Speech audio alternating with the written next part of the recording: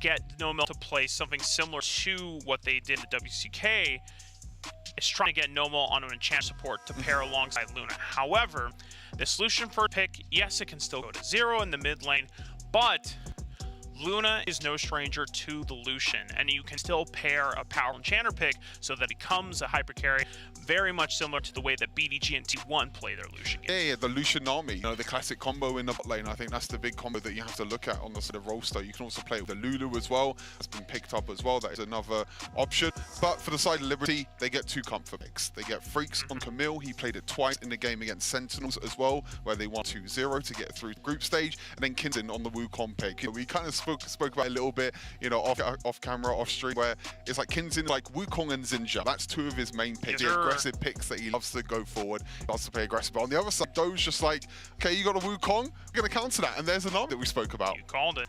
And this is, if you're a WCK fan, I think this is good news for Rolster because it shows that they are adapting to what has happened throughout the play-in stage. If you play a late game scaling meta, it's very difficult to pull off. Yes, we have seen teams that have been able to make it work, that they endured the early game, but it's a tough task. And this, going aggressive in the early game, it means that they are respecting Liberty, but that Thresh coming in, you're excited. Yeah, that's the big one for Manfred Say in the support role, the Thresh. We saw what he did before. It's been banned away from him as well numerous times in the play-ins, but now he gets himself on. This is all comfort for Liberty. I think Liberty will be happy with this draft so far. Yes. They've given over the Lucian army, which is a pretty scary combo. But on the side, Liberty is like, okay, we have our comfort pick. We know how to play this style. We know how to play these champions that come up against the number 1 from Korea. You have to remember as well that Korea at the moment is not look maybe up to their best at the moment. I mean, we haven't seen Rolster yet. This is their first time. But if you talk about maybe T1 and Kwangdong Fritz, obviously Kwangdong Fritz didn't even get through the playing stage. And also T1 as well, definitely struggling. So we'll have to see if Rolster are a step above them two. Yeah, I mean, even arguable to the fact that because Salem could not be here and NoMel is stepping in, you're having a different support dynamic. NoMel originally a mid laner, so he's not a support by trade. Yep.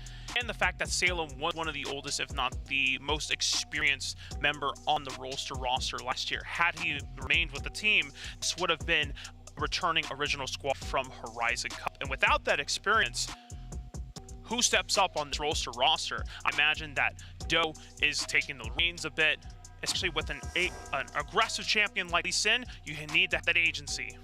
The Ashe pick as well. Brazil love the Ashe. Brazil is a region that just loves this Ashe pick. We said that, NA is kind of the region that maybe started off the tradition all with the way Ashe, back all year the way zero. back, yeah, all the way back in season 0 with Dienzio. Classic shout out to Dienzio with the Ashe pick.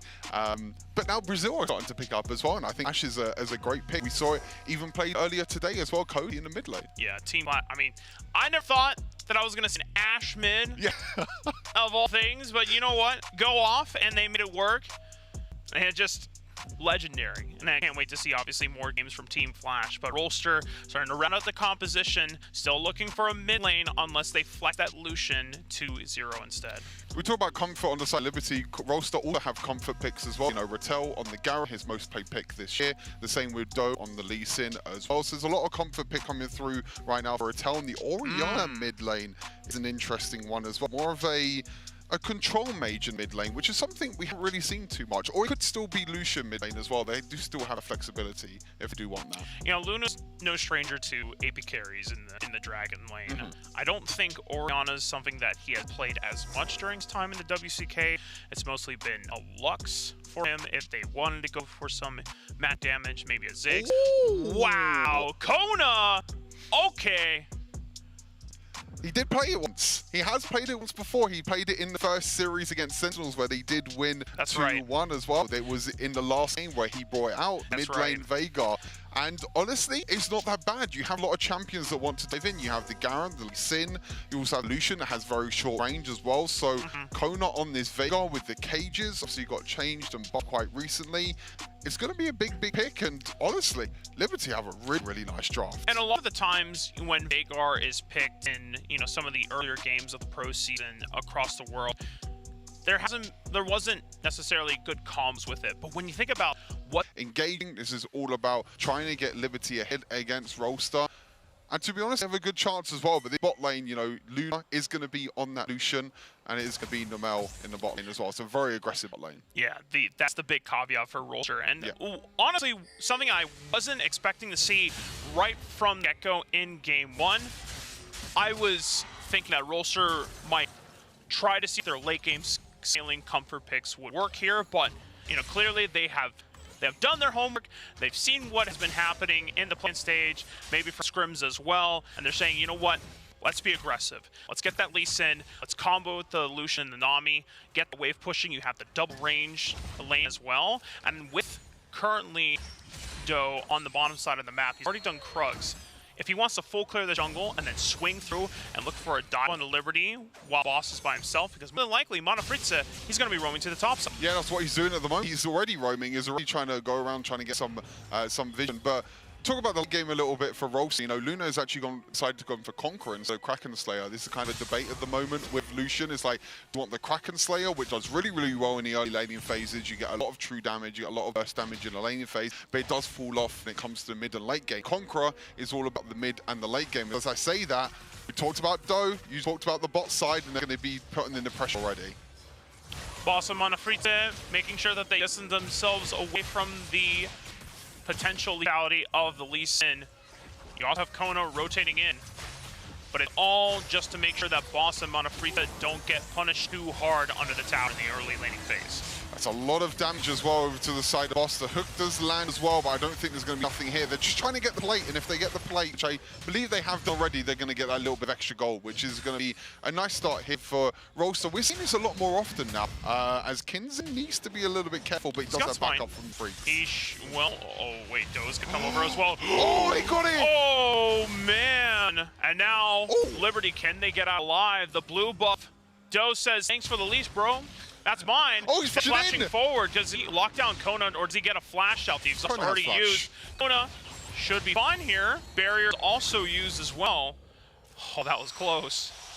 That's an aggression from Doe that's so unlucky. I think Ginzin smited it to about 50 HP, and then Lisa just came and dashed over the wall and just used the third ability and then just ult away. It's really, really hard there. That's unlucky. This is the aggression, though, from Kinzen. You know, this is what he's done. He loves the invades. He loves playing aggressive, and it's no difference here as well, you know, especially against Doe than once. And you saw that it was trying to punish the fact that Doe was on the other side of the map, but they rotate so fast. Oh, here comes the arrow. Boss looking mid lane. Zero. Oh, but he flashes it, but Monofritza is still there to punish, and right into the event horizon. First blood for Liberty. Liberty Brazil come up huge with the first blood. Even though the Ash arrow doesn't land, it's still the follow-up afterwards as well. It's as soon as you see that arrow, you know you have to react. You know you have to do something, and that means that Monofritza and Kinzen could go there as well. But now they want to punch. The fact that Boss is all by himself, force the flash over the wall. Tide wave comes through. Bubble lands onto Monofritza, gets a knock-up down. Monofritza does flash, gets out over the wall safely. It is 2 summoners burn, both on the dual laners. Liberty have to blow everything there. All 4 summoners in the bot lane also go down. Rattel, he has ultimate. Oh, God. He could look in. Ooh. Close one. I felt the Demacian justice about to come down from the heavens. I felt it as well. It's about to smite him. Yeah. Demacia! Not in range, unfortunately, though. But he's going to get the advantage in the lane, though. Rattel on this game. Rattel is also a player that played really, really well last year at Horizon Cup as well. Was one of the standouts for KT, who actually got 4 in the Horizon Cup last year as well. And Rattel was one of the reasons why. Yeah, one of his most played was Renekton. Among the 3 queens of the Baron lane at the time, Fiora, Riven, and Camille. And then I got another, you can argue, Aurelia as well. And then Renekton was just sitting up there, but Rattel just destroyed almost every single matchup. That's another matchup we've been looking forward to as Freaks, who is so good at the split push.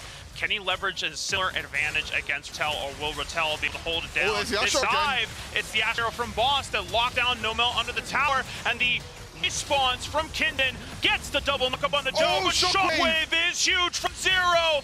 Doss is so low, but he doesn't go down. He's able to get out alive. Now Kona, here with counter engage. Boom, primordial percent Zero back to Fountain. Oh, the counter engage again from Liberty. They're doing good. Rolster don't even have a kill. Oh, he knows. He saw. Oh, he's flashing. Kona, falla. Oh, he's gonna go. Kona, falla. Rolster, talk to him, baby. Oh, Kona. Oh my, this is. I've never seen anyone do this on Vega before. before. The aggression they got. Gonna take a look again at this Coca-Cola pop-off. It was originally Rolster the one that went in for the tower dive. They tried to catch out Boss, but unfortunately, it was a counter gauge. Look at Kinzin. He's there on the flank, and you can see Kona is working his way all the way down as well. It's the fact that Rolster Y, they don't have the same target selection. Doa's on a different target. Monofreeze is blocking damage both from Luna and Nomel. And the fact that it's just too slow of an approach, it gives a lot of time for Liberty to be able to counter-respond, and that this is the icing on the cake here. It was the wall as well. Oh, we don't get to see last of it because we might get a little bit of exchanges. There's a bot lane fight as well. The fights happen everywhere. Destins lands after the arrow. Shockwave is used once again from Zero. This time, Rolster gets their first kill on the board. Second one adds on top. They finish off the kills this time around. I think the bot lane exchange as well in Liberty's favor. Looks like Rattel did die as well down in the bot side. So trades across the map, but it is the Rolster who another tower on the board. You can see Liberty, even though they have 6 kills, they're down the goal because they're losing objectives across the map. And that is the problem that Liberty need to overcome here. Rolster, the fact that they are, as you said, down kills, they're maximizing their turret income, the gold that they're getting across the map. You even look at, I imagine, the farm. It also comes from the fact that Luna and Nomel receive so much pressure from Doe, putting Boss and Monofreeze behind. Yes, this Ashe is going to be more of a utility pick, but it does allow Luna to be such a force to be reckoned with. So, the main carry as well, really, for Rolster at the moment. About 1,000 golds. The Ashe arrow comes in, and he's that's it. He's gone. Liberty is just so clean with these pick compositions, and they just ready to fully commit. It's just so damn easy to execute. Like you said, though, they need to get something out of this, though. They can't just keep getting killed after kills. Yes, that is gold, but you need to get objectives from it as well. Yes. They're already fallen behind. You know, there's already 2 towers over to Rolster, which is gold for the map, but look at Mal playing so well in the vision. Oh, once again, Kinzin trying to go for the blue buff steal. It's Nomel that stops him in his tracks, and he didn't have Smite available, so he couldn't secure it. The Tidal Wave stopping Liberty from under the tower. Bubble is clean once again from Nomel. Are you sure you haven't played the port before? Because this Na'Vi is looking kind of nasty. This Na'Vi's pretty clean for Nomel. I mean, I guess he's had a bit of practice as the Ashe arrow goes in. Damn good mission practice. Look at the Ashe arrow. Zero. It lands on the 2 people, though. Oh, is the one that's stunned up. Freaks punishing with the Hextech Ultimatum, but the answer back, the Shockwave, is a lot of damage, and Freaks is forced to retreat. Oh, it's 1 versus 2 situation. Freaks felt confident, though, on this Camille, but yeah, Nomel, he's probably had a little bit of practice, you know, before Icons. You know, he's probably had a few games in solo queue from the Na'Vi as well. And these tidal waves of bubbles, this is something I would expect from, you know, someone with a lot more experience. Yeah, I mean, the Rolster did have the benefit of not having to play in the play-in stage, so a little bit more scrim time. But, you know, shout-outs to Nomel for just putting the grind, getting the work done, and whoa, Doe! For that insect on the Monofreeze, but he dodges out on the Sonic Wave. Flash from Nomel gets the flash response out of Kona as well. Liberty on the back foot despite all the early kills because Rolster know they're the ones ahead with the goal. Kona with the really nice catch there. The arrow's going in again. Look at every single time it comes off cooldown. Boss is always looking for that mid-lane play, and they have to pick potential afterwards as well. You know, the hook as well. But I have to praise Kona's cage there, stopping Doe from actually dashing onto Monofreeze there. But a really good stasis by Doe as well. I think stasis is going to be quite important. You can see that actually Quicksilver has been built by Zero as well, just trying to get rid of the crowd control that Liberty can offer. Stasis is really good against Vega ulti because you can just cancel it out completely. Yeah, while we have some time, Rift out spawning in 20 seconds. Big shout outs to Kona because when we're looking at Liberty, some of the big characters that we were looking at, praising and looking to make the thing, make this game somewhat of an easier road for Liberty was Monofreeze. Rolster identified that by putting pressure on him and Boss in the early lane, diving him and preventing him from being able to get the roams off. What does Kona do? He says, look, I'm the big man on campus. I got a big cage. What are you gonna do? He's split up at the moment, though. He needs to be a little bit careful. The Lantern's coming in. We could be getting ourselves a fit. There's the arrow. Right on Zero. Kinzin trying to go stealth mode on them, but Shockwave on the 3 is huge. Great counter response from Rolster. Why? But Boss is hitting arrow after arrow, getting volley after volley. Damage rips apart Rattel. It's an eventually trade of front line for Monofreeze. Liberty still on the front, fishing for damage. Already used the Primordial Burst, doesn't get another target down, and Rolster is forced up the Baron. 1-for-1 trade for now, but Rolster ones who do get the the flash over the wall, and he goes down. Rolster get the Herald. Now they're gonna look mid lane. Bubble. Exhaust is clutch though, ensures that Luna does not get enough damage off on Dakona. The Rift Herald is sent into the tower, and you're already here. Oh wait, what is that? Oh! we heard the cheers from Liberty, and we're like, what just happened? But we did not expect that arrow to do that much damage. I didn't think that was going to get the kill. I thought it was just going to get a stun and maybe something else afterwards, but okay, we'll take it as we take a look back at this replay as well. This is a really, really close fight. It started off with just Rattel tank everything in the front line. You take so much damage, but the shockwave there by Zero was absolutely massive. Counter response from Liberty. The fact that only Monoprita goes down, you would imagine that the great shockwave response from Zero could have netted more out of Rolster. Obviously, of course, it was the objective take afterwards that still gained them the net advantage. Yeah, the advantage, and then we can see live as well in the picture as well. They're just going to be in for team fight. This event Doe comes in, attempting to steal, but Kinzen is clutch with the smite, secures for Liberty. The fight is on still. Once again, Shockwave already used. Liberty on the back foot, fishing for a death sentence. Doesn't find anyone, but Zero's now on the retreat because Boss is pressing forward with these arrows. Once again, Volley does not find any more targets here. Eventual trade of Baron laners, Liberty up with the Dragon. You feel like there's the initial initiation from Liberty and the initial engage afterwards, and I feel like if Rolster can survive versus Liberty, because there's a reason why they've already come to admire Rolster so much back when they first saw them at Horizon Cup in November last year. That Rolster, despite being down in these fights, they're making greater use of their time on the map to take turrets away, to just accelerate gold into their pockets. It allows them to be ahead, you know, solid 3,000 gold here. Yep. Liberty do have two dragons though. They do have that by their side at the moment. So they are going to be getting the extra stats from the dragons, as we see Fritz and Konas. This is the pick that, you know, Liberty can look for, especially with the cage and all of the timing. As soon as they walk away, Doe walks in. I just feel like it's one of them timings where you just think to yourself, it's like, damn, if only I waited them a little few seconds more. If only. And imagine. Now, would it have been worse for Doe, or would it have been worse for Liberty? Because he had two members on the other side of the map, or on the other side of that wall. I guess it depends if you knew they were in there before they engaged, because you could kick them over the wall and then could have been a situation where it's actually Kona that's in trouble. Boom. Or anyone else. There's the Asher. Speaking of arrow, boom! And pop goes the Garen. Shockwave as a response, but it's not enough to threaten Liberty. It just makes sure that they can no longer continue the trade. Boss is able to get a third on the other side of the map, but we've got Baron up on the table. I don't imagine Rolster would be bold enough to start it. No way. We were thinking for a second, we were like, safeguard over the wall? There's no way they're thinking about it. But again, Liberty get a kill. They use the Ashara, great effect. But again, what do they get from it?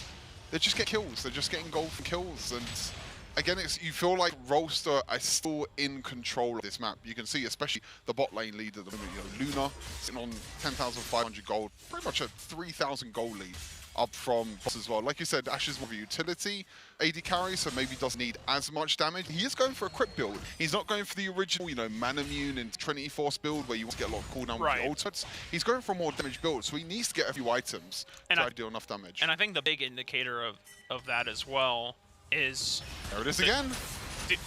We always see this. And a whoa freeze from over the wall. Hextech Ultimate connects. Shockwave is dodged out as well. And Liberty don't get the killing blow, but that is two summoners down on the mid laner. There's the aggression again. Asharo's down, the ultimate from Camille is down, and now Rolster could be the ones that be aggressive. You know, even though Zero's not going to have the flash or the ghost, doesn't have shockwave. That's Asharo down, that's Camille ulti down, and now Rolster the ones that can take control of the map. It's still quite a while before next dragon of the game spawns, which will be the Elder Ocean. That is the big objective now for both of these teams. Rolster, despite losing on the first two dragons, if they secure that one, all the early game objectives that Liberty secured is written off. That power boost is so damning. Yeah, it's just completely gone. You know, the Elder Dragon's one that's going to be able to help Rolster control the game even more. You can see the gold there very, very briefly. It's actually Kona one that has the most gold in the game right now on this Veigar. The Veigar's going to be keep on sticking as well as this game goes on and on. Every time you get minions with abilities, every time you get kills with your abilities, you're going to keep gain a stack of ability power, and that keeps going up and up and up. And you can see by the defensive boots upgrades on the side of Rolster, you know, the stasis, the QSS, you can see that they are really, really scared of Kona. I mean, Vigar for Kona is definitely scary at this point, but I think Luna is also equally as scary. Yeah. He's got triple crit items, Infinity Edge as well. And while against something like maybe Freaks or Kinzen is not going to put out as much damage, he will blow up Squishy. Redemption, great from Rolster, spots him out. Liberty. They're still doing it. Oh, no way. No way. He still got 6,000 HP. That's a lot to burn through. Okay, Liberty are able to somewhat bait Rolster forward. They use their Enchanted Crystal Arrow. Doesn't connect. Doesn't get that pick that they were looking for. Now they're on the back. They have to reset 20 seconds, Dragon. Yeah, they took a lot of damage as well from that. Like you said, you have to reset, you have to go back to second. The problem is now is that Roster are the ones that actually get vision control around the side of the map, and that's exactly what they're going to do. They're going to be able to prepare, they're going to be able to get vision control. And now Liberty, they have to walk in blind. They have no vision at all of this Dragon. They have no idea where anyone from Rolster is right now. Could this be a punish that is too much for Liberty to overcome? It's still 11,000 HP on the Dragon. Rolster positioned forward on the right side. Freaks is ready to force them into the split put once again. 6,000 HP on the Dragon. Liberty are looking to stall this fight out as long as they can. Freaks does not want to commit to the Dragon. They're just trying to buy time, and he will look for the quick push victory. Oh, shoot! Kinzen and Kona, the last ones in this fight alongside him. Kinzen goes down, the other Dragon. It was here by Rolster, and Freaks doesn't have enough time to get the inhibitor tower at the least. No way he gets the chance to end the game here. Liberty, what? Kinzen stole the Dragon! I didn't see that! Liberty! That's huge! They killed the Lee Sin, and Kinzen got the old Dragon. Now all they have to do, as long as they don't lose inhibitor, Freaks got the inhibitor in top lane. Rolster, they're going to try and end it right now. 20-second death timers. Yeah, Rolster have to counteract this push. This is the only way. Otherwise, they will lose an ensuing fate. Freaks trying to hold it as long as he can. Gets the tactical shield. Oh, Noma's down. It's only 3 members. Freaks, you're going to have to be a hero. 3 more seconds on the Mana Fritza. He has to clear the way. He's doing it. He manages it. On for Jungle. The arrow from Boss hits Rolster right in the heart. And Liberty continues to surprise everyone on the international stage. The third seed from Brazil does it again. They steal the Elder Dragon. They get the top lane inhibitor, and now they're the ones that are going to try and finish this game. Or, okay, maybe I'm getting a bit sad of myself. They're just going to get the mid lane inhibitor now. They couldn't even go for Baron. I mean, I'm willing to believe it. Liberty, suddenly this game is all theirs. They're taking so many turrets off the back end of this push. 20 seconds left on the rest of Rolster. It is Doe and Nomel. A teleport is coming in from Freaks. Now it is their turn. 5-man strong, pushing into Nexus. Focusing it down. That's a 4-man kick from Doe. But is it enough? Liberty, they do it! Oh my goodness! That was awesome! Oh my God, Liberty, they do it again against the #1 seed from Korea. Look at them. They're loving it. They're absolutely loving it. It was all about the Elder Dragon fight, and strong-arming their way towards the base of RY. And I want to highlight the difference in the two base defenses, because if anything, Liberty base defense is harder. But you see, when you're in the 1v4, you do the only thing you can do, which is get real aggressive, take advantage of spent cooldowns, try to kill the minion wave. Yep. Try to slow down the minion wave, even. Yeah. And on the opposite side, when it's Rolster's turn to try and save the base, they have the kit to stall it out, but they're playing back behind their Nexus. And it just feels like Rolster weren't taking the risks they had to stay at pace with Liberty, who even, as you talked about, behind 2,000 gold, are making plays. They're trying to find advantages anywhere they can on the map. And if you keep rolling dice, eventually they're going to come up with good odds.